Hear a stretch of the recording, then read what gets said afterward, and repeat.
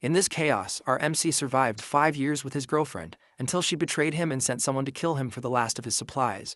But his thirst for revenge was so strong, he regressed back in time. This time he'll be ready. With the help of his subspace, with infinite storage and frozen time inside, he'll stockpile billions of resources, and he won't hesitate to use his powers and supplies to take what he wants and get revenge on those who ruined his past life. Imagine a world where the temperature rises above 100 degrees. The heat is so intense that all infrastructure collapses. Even a brief touch to the ground burns your skin, and stepping outside for just 20 seconds could knock you out. Humanity is trapped indoors, and food and water are worth more than gold. Through the streets of the city, a bus speeds towards the evacuation location. Inside the bus, a woman realizes that she was in such a rush to enter the bus that she didn't bring any evacuation supplies. Because of that, she will have to buy new things in Jiangnan City. The man beside her asks if she has seen the news. The goods in the Walmart and alley warehouses in Jiangnan City have all been moved. In fact, that's old news because today, Dongming Lake in Shanqing dried up, and the Darindong warehouse has been emptied too. The woman speculates that the total value of all these supplies could be in the hundreds of billions, but it is in fact in the trillions. Another man behind her confirms that the loss of supplies and various natural disasters are just the surface of everything that's happening. The truth is that the world is coming to an end. The people on the bus are frightened by the sudden thought, but they don't seem to believe the strange guy. One of them even says that he's actually looking forward to the end of the world. In that scenario, all living beings will become equal. However, that's not true. The strange guy knows that even at the end of the world, there is no day when all living beings become equal. That's because he has personally experienced the end of the world himself in a previous life. Buildings were destroyed, and everything that humanity built was erased.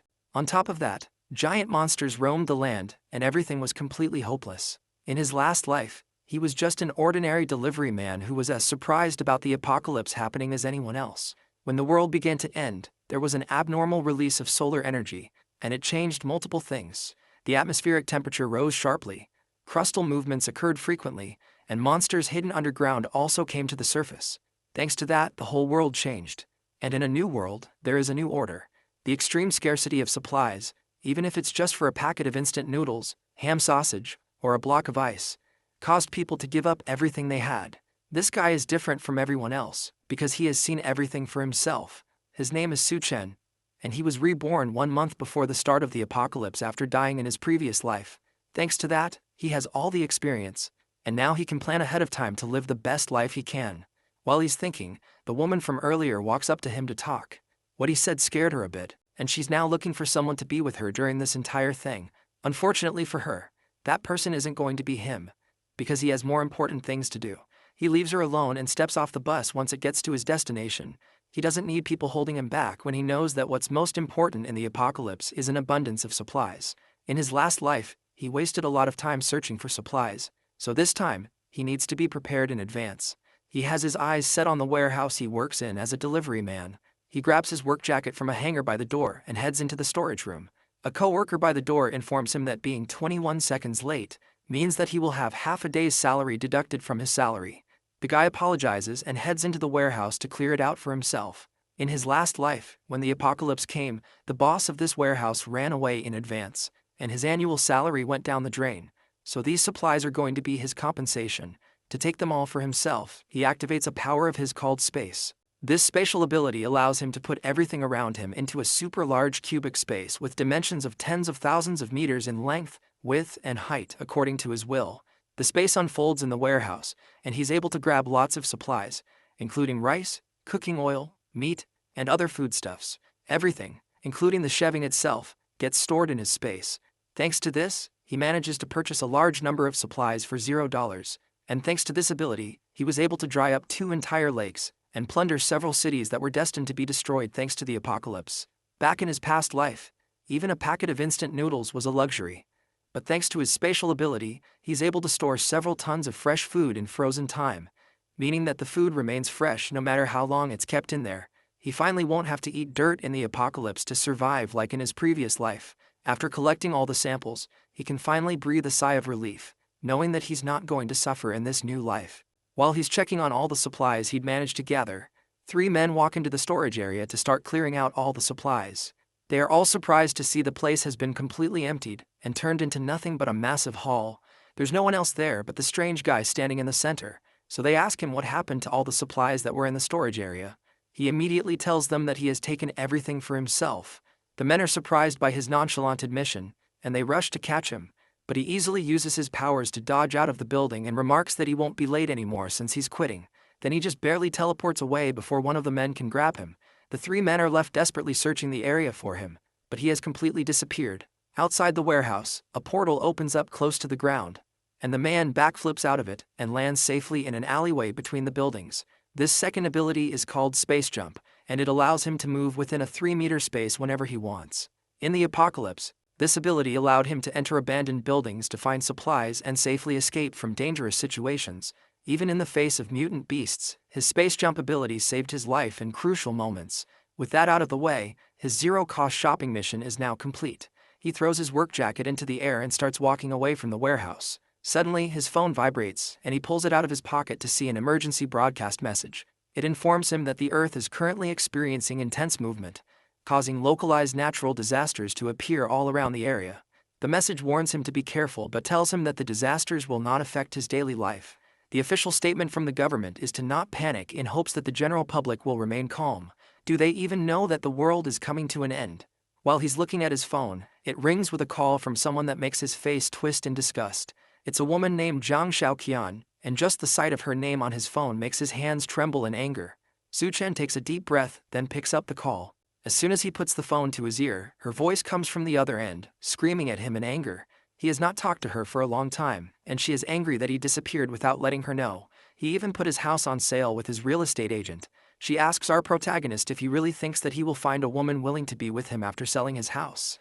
The woman on the other end is his fiancée, Xiao Qian, and she isn't someone he's very interested in talking to. On her side of the line, she's applying lipstick after just being done cheating on him with another man. While another man named Xiao Yu relaxes on the bed behind her, she continues insulting Su Chen through the phone, asking him if he remembers his responsibility as a man. He may not care about the house, but she's still a woman, and she wants him to give her the house as a gift so she can feel more secure with him. After she's done talking, he asks if she's done with her rant and if there's anything else she wants to say. His attitude towards her makes her even more annoyed, and she decides to give him one more chance to come back and transfer the ownership of the house to her. If he doesn't do that, then she will refuse to marry him. She tells him that she's on her way back to Shangdu, and that she hopes they will talk more when she gets there, but he ends the call without answering her. Xiao Qian spent 5 years with him in the apocalypse in his past life. He searched everywhere for supplies to feed her and brought her to a safe house, where he continued to take care of her. If it wasn't for him, she would have starved to death and died in the middle of the end of the world. Yet, even with that, she cheated on him multiple times with a violent man that beat Su Chen on multiple occasions anytime he came back empty-handed.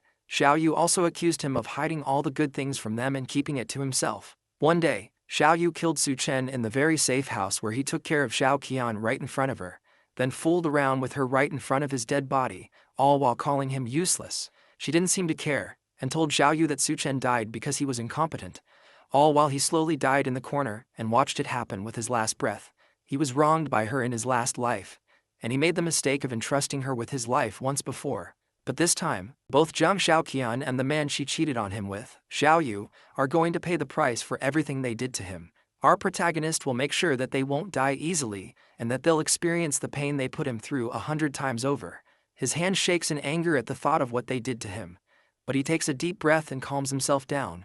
For now, he needs to continue his quest of finding enough supplies to survive through the apocalypse. The rest of the things he needs can only be bought with money, and because of that, he first has to figure out how to get the money in the first place. He calls his real estate agent named Manager Lu and decides to offer up his house for half the market price. His only condition is that he wants the money in cash, and he wants it right now. With the deal set up, he makes his way to Dream Real Estate to finalize the deal on his house. But when he gets there, he sees Xiao Qian waiting for him with Xiao Yu, who has a baseball bat. Su Chen isn't bothered at all and walks past them into the real estate building, but he's blocked by Xiao Yu, who angrily asks him why he dares to sell their house. Because of that, he'll make sure that Su Chen won't see the sun tomorrow. While the thug is talking, Su Chen reaches out and grabs him by the neck, then he lifts the angry man off the ground before slamming him back on the floor. Xiao Qian jumps to try and protect her lover from her fiancé. While she pulls on his jacket, she starts yelling for someone to save them from a murderer. Su Chen wastes no time before backhanding her across the face, sending her flying onto the ground. She stares at him in shock, completely surprised that he would touch her at all. While that is happening, he continues choking Xiao Yu on the ground as he begs for help. Su Chen assures him that he won't die too quickly, then lets him go, causing the disgraced thug to back up in fear, desperately coughing. Xiao Qian goes to check on her injured lover, while Su Chen steps past both of them and continues into the office. Xiao Qian still hasn't learned her lesson and orders Su Chen to kneel down and apologize quickly while she's not yet angry. If he doesn't do that, she threatens not to marry him again. However, her empty threats are stopped once he turns around and glares at them. They freeze in fear before both of them run away, leaving him alone to handle his business. Now that they are finally gone, he steps inside to meet the real estate agent, who offers him a glass of water. The older man looks incredibly excited to be talking to Su Chen about selling his house at such a low price, but inside, he considers Su Chen a fool for selling a house worth over $1 million for just half the price. With that kind of deal, he can make a huge profit from a quick turnaround. Thanks to that, he agrees to make the full payment immediately and hands Su Chen the contract to sign. With that done, Su Chen walks out of the office with almost $1 million added to his bank account. Although various natural disasters are happening, Chengdu, where he lives, is an inland city far from the earthquakes, tsunamis, and volcanic eruptions happening throughout the rest of Asia. Adding to that, the government is officially trying to keep the public calm, so there is still a sense of normalcy in the area, and society is still functioning well. As he thinks about his next step, he passes a flyer advertising fast and high-interest loans. That gives him an idea, and he makes it his next step to get even more money by mortgaging his property with a property certificate. That leads him to Great Sea Loans, where he meets a large-bodied man smoking a cigarette. This man is Wang Dahai, Xiao Yu's older brother. In his past life, this man died in the mouths of mutant beasts pretty early into the apocalypse. Dahai notices that his house isn't worth very much. Su Chen only wants to know how much he can borrow even with his low-value house.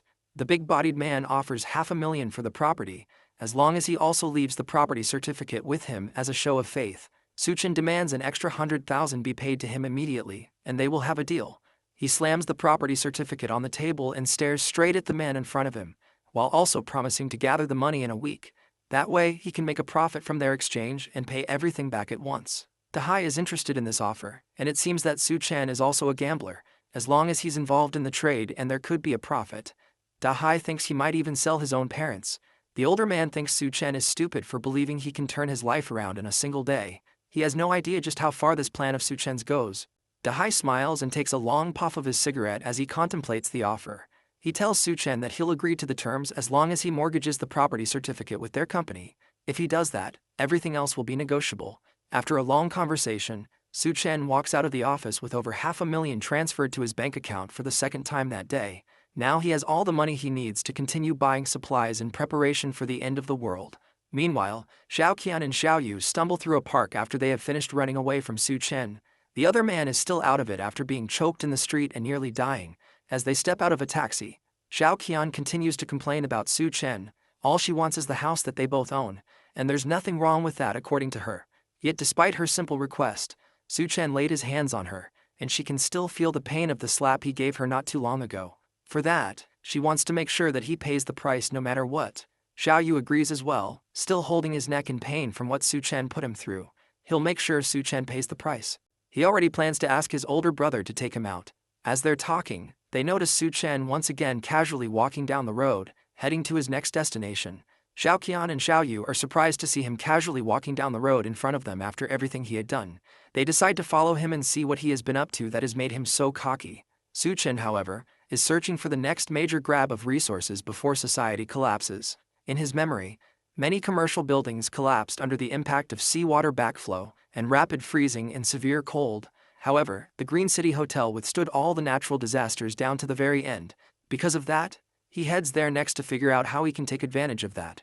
From what he remembers, the presidential suite inside is well equipped, and there's even a swimming pool that should help him manage extreme temperatures. For now, it might be a good idea to use the place as a base, and on top of that, living there for a long time wouldn't be a bad idea. Although many warehouses were emptied before, there's no shortage of hot meals and ingredients in the hotel's warehouse. As he walks into Green City Hotel, a woman notices him. She introduces herself as Liu Xinrui, the hotel's restaurant manager, and she asks how she can assist him today. Su Chen tells her that he wants to order 1,000 tables of food for a banquet, and wonders if they can do that for him. The number of tables shocks the manager, and she struggles to respond for a moment. But then she eagerly agrees that they can definitely do something like that. However, the prices range from 5,000 to 10,000, even up to 100,000 per table. Su Chen decides to pick the tables worth 10,000, which means the total price will be about 10 million for the whole banquet. For that, He's willing to put down a 50,000 deposit as long as they deliver to the address that he will provide. The manager is impressed that such a young man has a grand demeanor and suspects that he might be a hidden source of second-generation wealth. She has no idea that all this comes from huge loans and a speedy sale of his house. She agrees to his terms of a 50,000 deposit and directs him over to her office so he can make the payment. Just the cost of the ingredients for the banquet alone is estimated to be 50,000, but being able to connect with rich people means that she has to be smooth with negotiation. As they walk to her office, she asks Su Chen if he's getting married anytime soon. Since he has no other excuse for why he would need a huge banquet, he decides to go along with the story that he's getting married, and that's why he needs everything. In the meantime, he also asks her to book a presidential suite for him to stay in. With negotiations done, Su Chen walks out of the hotel, happy that he managed to get 10 million worth of dishes settled for a 50,000 deposit. As for the final payment, by the time the scorching post-apocalyptic world hits, even a single block of ice will be worth billions. The woman inside is also happy with the deal and the fact that he booked the presidential suite. She thinks that he's doing all of this for his honeymoon, and that whoever marries him must be truly fortunate. While she sits and thinks to herself, Xiao Qian walks into the hotel and asks the manager about Su Chen. Manager Liu doesn't immediately answer her and first asks who exactly this newcomer is. Xiao Qian answers that she's Su Chen's girlfriend and wants to know what he was doing there.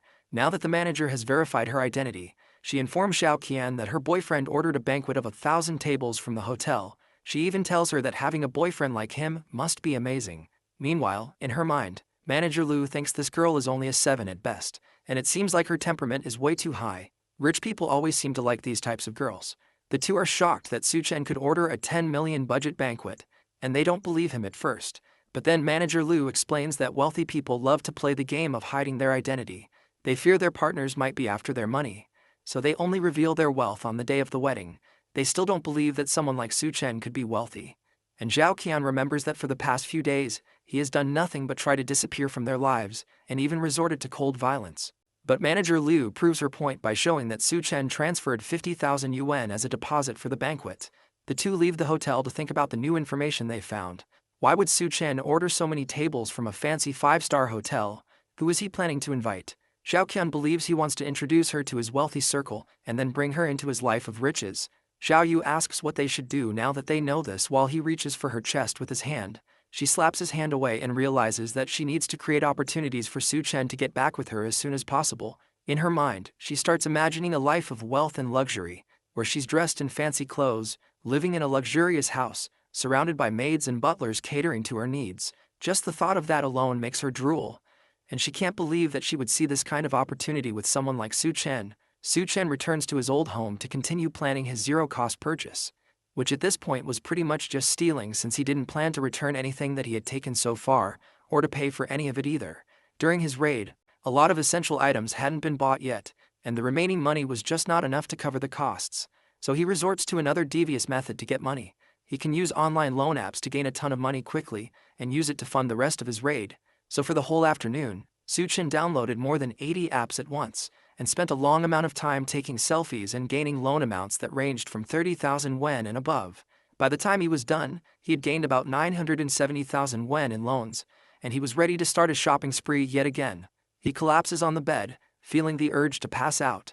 But there was no time to waste at all, and there were still many things to buy. He had to get fireplaces, ice makers, ice blocks, smokeless coal, and other supplies that weren't available in supermarkets. Fortunately, all these things can be bought online, and the delivery is super fast. He's going to need all these things to survive the extreme heat and the severe cold that will kick off the apocalypse. Him making it through the intense temperature changes will completely depend on whether he has enough materials to regulate the weather. So he gets to work, contacting multiple companies to prepare the materials that he would need. He starts by ordering 2,000 tons of smokeless coal and offers to pay 500,000 yuan in deposits. Then he does the same thing with the ice factory, ordering multiple tons of ice from them as well. A few of the companies request a face-to-face discussion, so he leaves his apartment to head over and talk to the ice makers.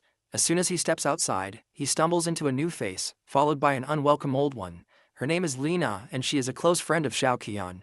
In fact, she was the one that introduced them to each other and trapped him in that awful relationship. She walks up to him with a smile while her friend follows closely behind. She then tells him that his girlfriend has been missing him very much. He asks them if she has been missing him, or if she has been missing his house. Lina tries to cover for her friend and tells Su Chen that his girlfriend was only testing him before. She accuses him of being clueless and ignoring how sad Zhao Qian has been without him. The gold digger of a girlfriend takes the opportunity to latch onto Su Chen's arm and plead with him. She asks him to accompany her for a walk and apologizes for scolding him yesterday in hopes that he won't be mad at her. The act doesn't impress him at all, and he pulls his arm away, telling her that he's busy and she should go and take a stroll by herself. Zhao Qian is surprised that Su Chen is acting so arrogantly, but Li Na snaps her out of it and points out that he's taking a taxi somewhere. This might be her final test, so she encourages Zhao Qian to follow him in a different taxi and see where he goes. Su Chen makes his way to the ice factory to meet with the manager and place his order. The older gentleman greets him and seems surprised that Su Chen is so young despite all the things that he's buying. The two shake hands, then the younger man follows up the discussion by asking how long it'll take to produce and ship the 2,000 tons of ice that he had ordered. The manager assures Su Chen that their ice factory is very efficient and one of the best in the state. He promises to deliver the edible ice in 3 days, and the total price of it all would be 800,000 yuan. Su Chen agrees and hands over a 100,000 yuan deposit. Then he gives the man an address to deliver the ice to in 3 days. Now that the transaction has been confirmed, the man decides to ask him why he needs so much ice. Was there some sort of large-scale event happening somewhere? If he is a regular organizer, then they could partner more in the future. He was somewhat correct, since there is definitely a large-scale event happening soon. But Su Chen can't just casually tell him that.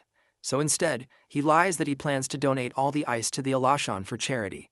The manager is surprised, but at the end of the day, an 800,000 yuan deal has been settled immediately at the entrance. That young man must really be something. As he watches Su Chen's taxi drive away, another taxi pulls up, and he wonders if this is someone else here for business without an appointment. Zhao Qian and Li Na step out of the taxi and walk over to talk to the manager. Zhao Qian tells the boss that Su Chen is her fiancé, and she wants to know what they were talking about. He doubts her a little and wonders if this is some sort of detective play, but he still tells her that Su Chen had ordered 800,000 yuan worth of ice from his company. Zhao Qian and Li Na nearly scream at the mention of that, since this pretty much confirms that Su Chen must be some sort of second-generation super-rich personality. No one in their right minds would spend that much money on just ice. Li Na desperately asks what Su Chen wants to do with so much ice, and he tells them that Su Chen plans to donate it for charity. Of all the responses they expected, they definitely were not expecting that. Back with our protagonist, Su Chen has now purchased all the items he would need to survive in the apocalypse, and now he decides to enjoy the little time he has left before the world descends into chaos.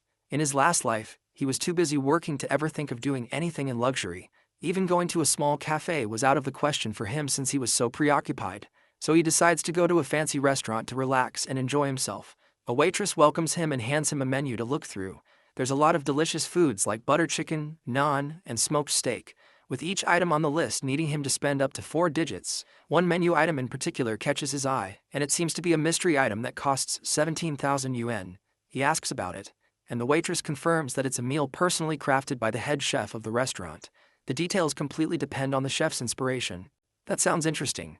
So Su Chen decides to get that for himself. In his last life, at the beginning of the apocalypse, a strange force caused many creatures to mutate and turn into terrifying beasts. There were many monsters, like a giant serpent, that appeared in the midst of the floods in the early days of the apocalypse. He would need to prepare himself to deal with those things when they start to appear. But for now, his eyes are drawn to a pink-haired beauty walking towards his table with his food. She introduces herself as the head chef of the restaurant, and she brought the food she specially tailored for him based on his temperament. She doesn't need to introduce herself since Su Chen already recognized her. In his last life she was known as Hell's Chef, Duan Ya. She had the magical culinary skill to turn decayed monster meat into food, and no one could resist its temptation. However, those dishes were made using mutations sourced from inside monstrous beasts, and eating them would lead to certain death. She notices his dark expression and wonders if he thinks that a beautiful woman like her will poison his food. So she tries to calm him down by introducing the food. The dish is called Dual-Faced Life, and it's a piece of steak where one side is tuna fried in brown butter, while the other side is deep fried in puff pastry. It's a kind of steak with 2 flavors that leave a lasting impression. Su Chen hides his expression and takes a bite of the steak. It is definitely worth the 17,000 yuan he spent on it, and the taste is really good. If only she could cook for him in the apocalypse. But it's possible that she could poison his food, and he would have no idea. Meanwhile, outside the restaurant, Zhao Qian and Li Na watch the place in jealousy and wonder what exactly Su Chen is eating there. They've heard that each dish cost at least 10,000 yen, and the fact that he's casually going there for a snack just further proves to them that he must be some kind of second-generation kid. Once Xiao Qian becomes a rich wife, she will definitely be able to take care of her sisters. Next in his adventure around town, Su Chen heads over to the Arya Scans bar in the Golden Sales Vault of Shangdu. In his past life, he regretted not being able to enjoy these kinds of extravagant places, and once the apocalypse starts, then places like these will no longer exist. So he's taking the chance to explore this place as much as he can. A group of girls sit beside him as soon as he gets settled down. He agrees to drink with them, but his eyes notice that one of the girls doesn't seem as enthusiastic about being there as her friends. The girls tell him that her name is Yun Yun, and this is her first time in the club. Her boyfriend just recently cheated on her, so they brought her to the club to have some fun. The guy didn't sleep with her at all and went on to cheat on her with an old woman. She's so depressed that she drinks an entire glass of alcohol, then slams it on the table. She then asks Su Chen if he's single and if he wants to have some fun with her. The girls cheer him on while Xiao Qian and Li Na enter the club and notice the two of them getting comfortable in the back. He notices the two of them. Then he takes the girl by the shoulder and leads her up the stairs. The two girls chase after him as he runs up the stairs and into a random bedroom.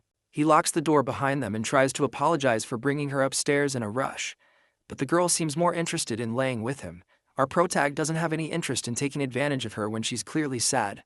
So he flicks her on the forehead and warns her not to go out and to try to stock up on food in her house while she still can. Then he tries to advise her not to come to places like these since she seems to be more love-minded than her friends. But then he realized that there's no point since there will be no future for her to worry about. It's rare for him to have an opportunity to come to a place like this. But in this situation, he has no choice but to avoid them. He walks into the back of the hall and sees the two girls kicking down multiple doors in an attempt to find him. With these two here, there's no chance for him to enjoy himself for the rest of the night. He manages to escape their manhunt for him and heads home to relax and escape from the rampaging girls. The next day, all the things he ordered, including the smokeless charcoal and the ice, were shipped to him. Several trucks show up in front of a warehouse he had rented for the drop-off, and he guides them in to deliver the goods. One of the truckers is concerned that the warehouse doesn't have a refrigerated room, which means that there's a chance that all the ice will melt, but he tells them not to worry about that. He instructs them to move the goods into the warehouse and directs them to specific places in the warehouse. While all of this is happening, Xiao Yu tracks down Xiao Qian to tell her that Su Chen has rented a large warehouse in the suburbs, and he also bought a lot of large machines that are being moved into the warehouse. She's interested in what he's doing, so she goes over to the warehouse with Li Na to see what's going on for herself. The first thing they see as soon as they get there is the massive banquet from the Green City Hotel being delivered and set up. There was even a red carpet laid out, and the whole setup looked like an after-party for a wedding. Lena is convinced that Su Chen would propose, and then guests will come in from all directions to see the wedding. Xiao Qian is still proud enough to say that even if he proposes, then she might not accept it. Then she asks Lena to accompany her to see just how sincere Su Chen will be towards her. They head over, and Xiao Qian asks him why exactly he's buying so many things and what he wants to do with so many supplies. He doesn't answer them. Then he tells her to help move the boxes into the warehouse. If she helps, then he will tell her everything she needs to know. Xiao Qian is disgusted by him suggesting that she would do menial labor. She's planning to become a rich lady, so how can he expect her to do such rough work? Li Na reminds her that this is a test for her to see if she's qualified to become a rich lady. Despite still being appalled that she's being told to do grunt work, she decides to just do it for the sake of her future rich girl lifestyle. She manages to lift a heavy box onto her shoulder to prove to him that she's not just a delicate woman. Lena also tries to help out as well since she knows that second-generation rich people are usually lustful, and there's a chance that she could become a rich lady as well if she played her cards right. All the while, Su Chen just laughed at the free labor he was getting from these two. There were so many supplies to move around, and even though the hotel had sent some people to help, it would still take a long time to get everything into the warehouse. They spend the whole day moving things, and by evening, they are done. With all the work done, Xiao Qian is exhausted and angry. She worked all through the day without even a meal. Surely, after all this, she will definitely become a rich lady, just like she has always dreamed. Lena also lays on the floor exhausted. She can't believe that Su Chen made them lift heavy things all through the day. Just the ice blocks alone weighed over 100 pounds each. But now, the test is finally over, and he is going to make her his bride. Then they'll have a huge wedding, and all the wealthy guests will start appearing. At least that's what she thought when she walked over to confront Su Chen. The man is busy paying all the workers huge sums of money as thanks for their hard work. Then he promises to settle the remaining bill during the week according to their contract. The workers all sing in appreciation before leaving, while Xiao Qian leans against a door, waiting for him to propose to her. Su Chen walks past her and heads towards the warehouse. On his way, he thanks her for helping but tells her that she isn't getting any pay for her work, then tells her to leave. Xiao Qian desperately asks him to stop playing around with her. There had to be guests coming to see them start their good and happy married life. That's what all these preparations were for, right? Su Chen is amused by her thoughts of a good life. He almost wishes that their happily ever after would come. But now, not only did he sell his house, but he's in a ton of debt from the multiple loans he has taken out to buy all this stuff. Lina yells in surprise behind them. That had to be impossible. He bought over 10 million yuan worth of food from a restaurant, as well as tens of thousands of other supplies. How could he be broke after all of that? Su Chen decides to lie that there's a big boss who wanted to do a good deed, so he decided to help out.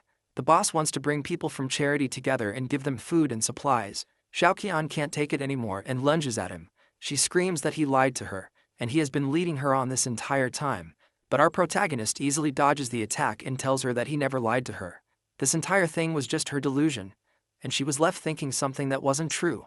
She continues yelling at him while she lays on the ground. She thought he was a second-generation rich man, but now that she knows that he's broke, she tells him that he can forget about marrying her. That's completely fine with him since no one would ever care about a gold digger like her.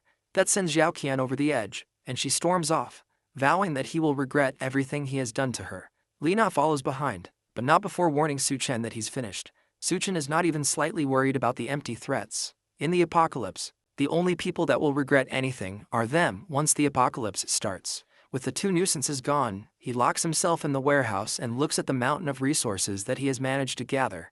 Now all he has to do is wait for the apocalypse to descend. He opens up his infinite storage and stows them away for later. Now, with all of that done, he goes back to the Green City Hotel to enjoy another relaxing meal while waiting for civilization to collapse.